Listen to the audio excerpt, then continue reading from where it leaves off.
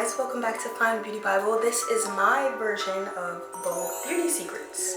So what you're seeing right here are the first two steps of my routine. What I did was I covered my dark spots with my favorite concealer, which is the Too Faced Born This Way. And then I also did my eyebrows, and I carved out around my eyebrows with the same concealer but in a different shade, in the shade Maple. So I'm just gonna blend this out. Even if I don't conceal anywhere else, I usually do around the mouth at the very least, just to even out my skin. Don't want to blend this out too much because you want the coverage to still be there. Then I go in with my next step, which is dusting a little bit of eyeshadow onto my lid. Very similar to the color of my natural eyelid already because I kind of like the color of my natural eyelid. So this is Tree Hugger by Sephora Collection. And I just use the blending side of my brush to dust a little bit onto my lid.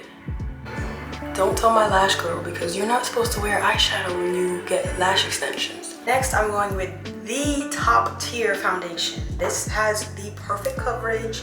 It looks natural. It's gonna match your skin tone precisely because she makes a shade for everyone in this foundation. This is the Pat McGrath foundation. It's a nice natural finish, which I like. I do one pump for my entire face. That's it. My favorite foundation brush, the Real Techniques 200 brush. So I usually start by swiping on a little bit of it in each section of my face. And I usually take my time blending this out because I want it to look perfect. You want to just make sure your base is good. How good is this looking? I always have to wipe it off of my lips a little bit because I guess when I blend, I get it all over. I'm gonna look like foundation lips for the next few steps. Don't mind it. Next, I'm going back in with that concealer in the shade Maple, and I'm gonna add highlights to my face. And I'm also gonna use the same concealer in the shade Cocoa to do my contour. So, highlight first. I like to keep things in a very straight line down the center of my face. So I go from middle of my forehead, straight down the nose, and on the chin, all in a line. And then I keep it nice and slender by just doing a very skinny triangle here, but overall you just want to keep it more slender than wide. I do the sides from my tragus down to the corner of my lip.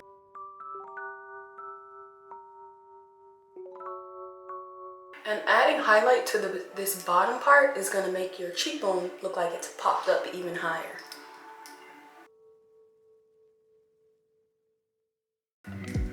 Now for the eyes, I don't just do that wide U shape underneath the eye that some people do.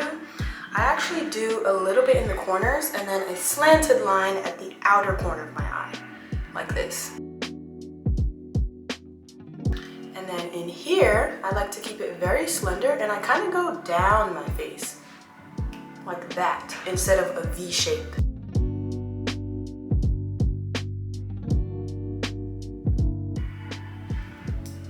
You see the shape of that? It's kind of interesting. I know everybody does the wide U shape, but I like to keep things very slender because it makes the makeup look really good when we're all blended out. For contour, I keep it super light. Just two skinny lines down the side here, near my hairline. A little bit on the jaw. Carve that area out. A little bit on the nose. And 3 dots on the forehead. Now I'm going in with my Sephora number 57 brush, and I'm blending out the highlighted areas, and I'm using the Real Techniques brush again to go in on the larger areas like over here. And then for contour, I'm going to use my e.l.f. contour brush to blend that out. But that's after I blend out the highlight. So, starting with the large areas. Kissy face. Everything is a kissy face.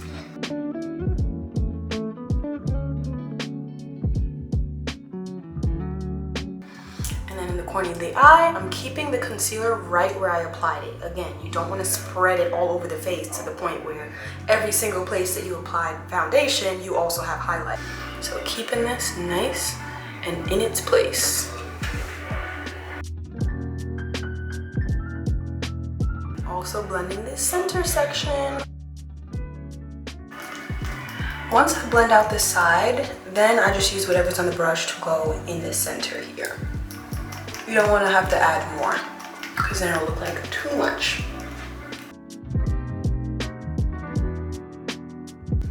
have some pretty harsh lines here, so we're gonna go back in with our foundation brush and blend them out.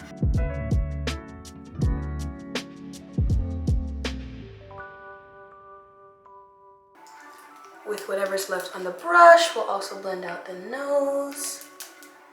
Setting our brows in place with Anastasia Brow Freeze. This is like edge control for your brows. I like to use a generous amount so that it fades out my brow makeup a little bit, so it's not so harsh. And then the corner, I like to brush my brows straight up actually. Makes them look a little bit more ombre, not so fake. Now, another rule that I'm breaking with eyelash extensions is I'm gonna put on a little bit of Kat Von D tattoo liner just in the inner corner because I like when it looks a little darker right there rather than it just being my eyelid. And a little bit on the outer corner. I like that. It makes the lashes look thicker too. For bronzer, going in with my Anastasia in the shade Mahogany. So this looks pretty similar to the color of my skin, but because it's so close, it's gonna warm the face up very nicely. And I just use bronzer on the perimeters of my makeup, except for the jawline, because the whole point of contour is to make your face look snatched, so you don't want to soften those lines too much with bronzer. For blush, I'm doing two. I'm going to start off with the liquid. This is Rare Beauty in the shade Believe. This is a really nice mauve color. And then I'm going to go over it with the Beauty Bakery blush. And this is in the shade Kiss My Cheeks.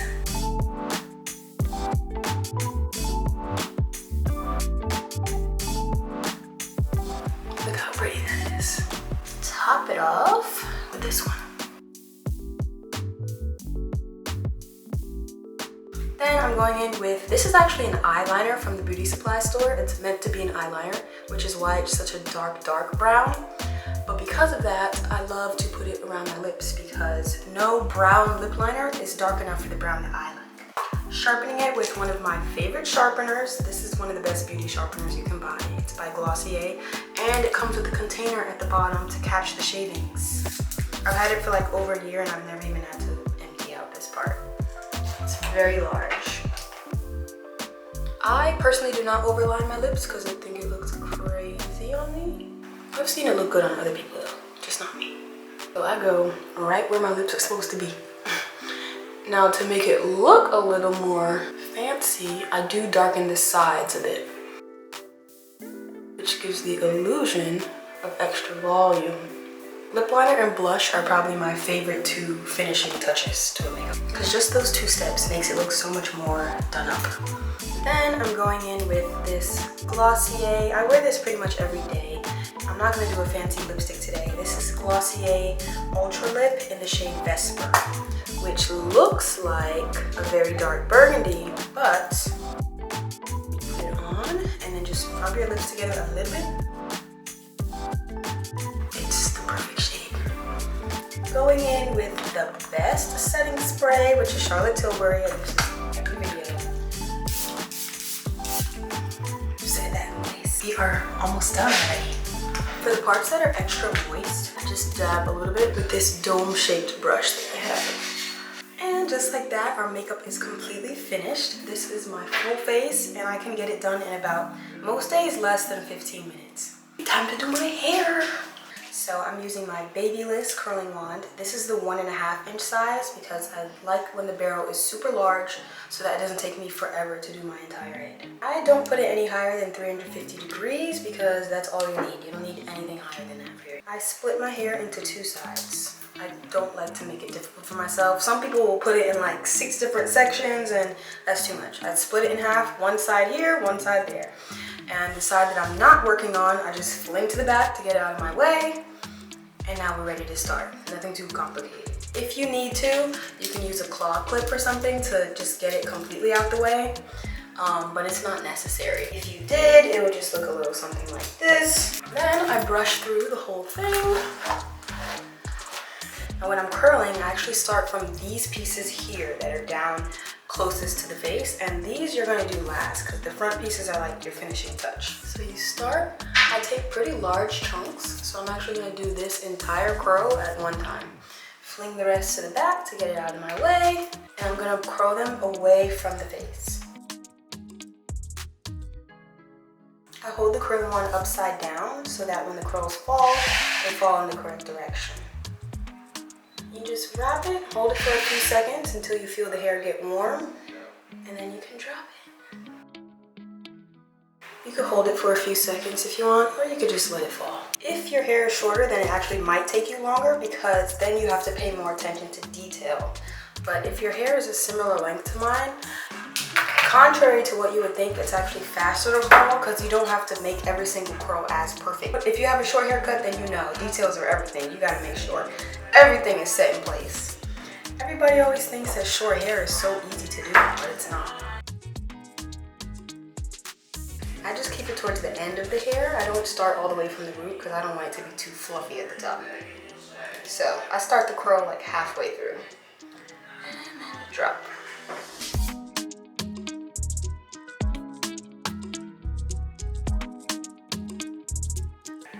This front piece is really your money maker. So I brush it flat.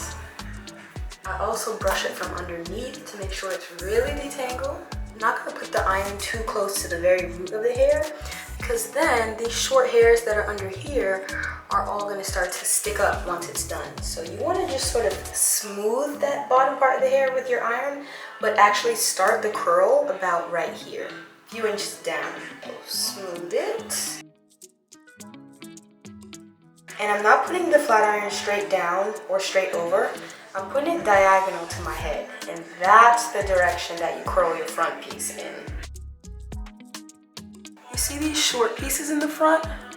That is the reason you don't want to start the curl too high up, because then what you'll end up doing is making an awkward little curl that is in your face all day.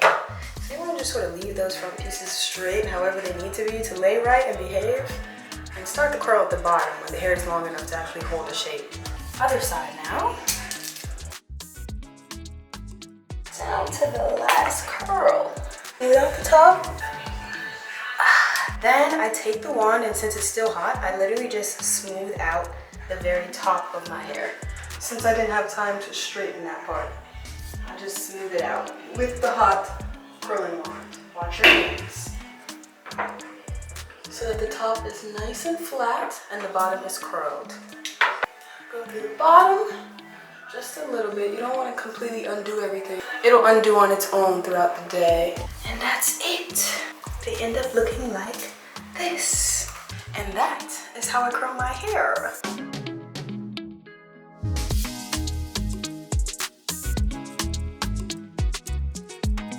You guys enjoyed those tips. I will catch you next week for an episode of Brit's Recent Beauty and next month for a whole new season of Fine Beauty Bible.